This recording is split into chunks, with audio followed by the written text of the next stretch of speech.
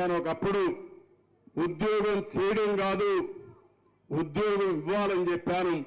ఈరోజు తెలుగు వాళ్ళు ప్రపంచం మొత్తం పోయి ఉద్యోగాలు ఇస్తున్నారంటే, అందరికంటే ఎక్కువ ఆదాయం సంపాదిస్తున్నారంటే అది నేను చూపించిన చొరవని మరొకసారి మీకు తెలియజేస్తున్నా.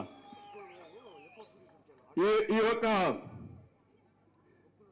మన యువత పైన నాకు ఒక నమ్మకం ఉంది, ఒక విశ్వాసం ఉంది. వాళ్ళ శక్తి పైన నాకు అచంచలమైన నమ్మకం. ఆ శక్తిని ఉపయోగిస్తే ఈ పిల్లలు ప్రపంచాన్ని జయించే శక్తి వాళ్ళకు ఉంది. నవశకం తెలుగు జాతికి కావాలన్న ఆలోచన. ఏ దేశంలో ఎక్కడున్నా అందరికంటే శక్తివంతమైన మనుషులు ఎవరంటే తెలుగు వాళ్ళు ఉండాలనేది నా ప్రగాఢమైన ఆకాంక్ష. ఇది జరుగుతుంది, అదే శాశ్వతంగా నేను ఇవ్వబోయే ఈ జాతికి వరం అని చెప్పి కూడా నేను మీకు తెలియజేస్తున్నా. ఇంకో పక్క బుగ్గుల రేవులో ఎకో టూరిజం కావాలన్నారు, అవి కూడా పెడదాం. అలాంటివి కూడా చేసి మనం ముందుకు పోతామని చెప్పి నేను మీకు తెలియజేస్తున్నాను. ఇది ఒక పక్కన ఉంటే వినాయక స్వామి దేవస్థానానికి సంబంధించిన వ్యాపారస్తులు దౌర్జన్యం చేసి ఖాళీ చేయించారు. ఇక్కడ ఆఖరికి చెరువును కూడా కబ్జా చేయడానికి ఇంత మునిపే చెప్పాను. అంబేద్కర్ పక్కన ఖాళీ స్థలాల పట్టాలు కావాలని అధికారులపై ఒత్తిడి చేస్తున్నారు.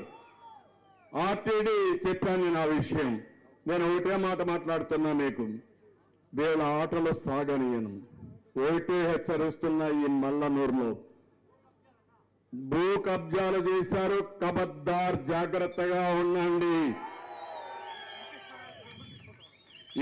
ఇంటి స్థలాలకు డబ్బులు వసూలు చేస్తున్నారు, జాగ్రత్తగా ఉండండి. మీ ఇష్ట ప్రకారం మీరు చేస్తే 100 రోజుల తర్వాత మీరు ఎక్కడుంటారో ఒక్కసారి ఆలోచించుకోమని హెచ్చరిస్తున్నా. అదే మరిగా రోడ్డు వెడల్పు చేసే దానిపైన కావాలని ఇష్టానుసారంగా వైఎస్ఆర్ కాంగ్రెస్ నాయకులు వచ్చి బీభత్సం సృష్టించే పరిస్థితి వస్తున్నారు. ఇది కూడా మంచిది కాదని హెచ్చరిస్తున్నా.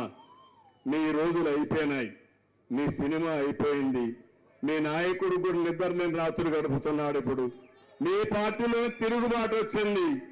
మీ ఎమ్మెల్యేలే చెల్లా చెదరైపోతున్నారు, పుట్టుకోవడు లేకుంటే ఇంకొక విధంగా పారిపోయే పరిస్థితికి వచ్చారు. ఆ పార్టీ మునిగిపోయే నావ మునిగిపోతా ఉంది. అది మళ్లీ తిరిగి కోలుకునే పరిస్థితిలో లేదని మీ అందరికీ విజ్ఞప్తి చేస్తున్నా. అయితే ఒకే విషయం మీరు గుర్తుపెట్టుకోవాలి, 4.5 సంవత్సరాలుగా అందరినీ ఏడిపించారు, అందరం బాధపడ్డాం. ఇప్పుడు వాళ్ళ వంతు వచ్చింది, జగన్మోహన్ రెడ్డి వంతు వచ్చింది.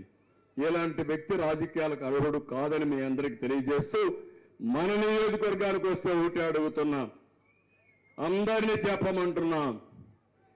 మళ్ళీ నియోజకవర్గాన్ని నెంబర్ 1 నియోజకవర్గంగా చేయాలంటే ఏం చేస్తారని మిమ్మల్ని అడుగుతున్నా, ఏది చేస్తారని మిమ్మల్ని అడుగుతున్నా. ఈ రోజు ఇక్కడున్నారు వైఎస్ఆర్ కాంగ్రెస్ నాయకులకు విజ్ఞప్తి చేస్తున్నా, మీ జగన్మోహన్ రెడ్డి పరిపాలన వల్ల మీ ఆదాయం పెరిగిందా?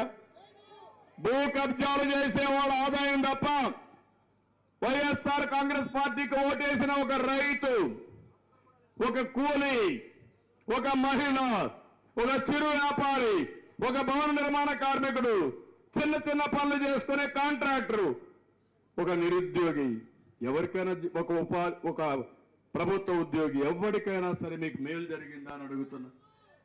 అందుకే ఈరోజు అంగన్వాడీ టీచర్లు రోడ్డు మీద ఉన్నారు, ఆశా వర్కర్లు రోడ్డు మీద ఉన్నారు, గురుకుల పాఠశాలలో ఉద్యోగస్తులు రోడ్డు మీద ఉన్నారు, పారిశుద్ధ కార్మికులు రోడ్డు మీద ఉన్నారు.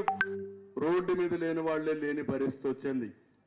అందుకే నేను మిమ్మల్ని అందరినీ కోరేది ఒకటి, మీరు నా మీద నమ్మకం పెట్టి 1,00,000 మెజారిటీ ఓట్లు వచ్చే విధంగా మీరు ఇచ్చేయండి. తెలుగుదేశం పార్టీ కార్యకర్తలే కాదు, ప్రతి ఒక్కరూ భవిష్యత్తు ఆకాంక్షించే మీరందరూ కూడా తెలుగుదేశం పార్టీ కార్యకర్తలుగా మారాలి. సైకిల్ ఎక్కాలి, మా తమ్ముళ్ళు యువత సైకిల్ ఎక్కాలి.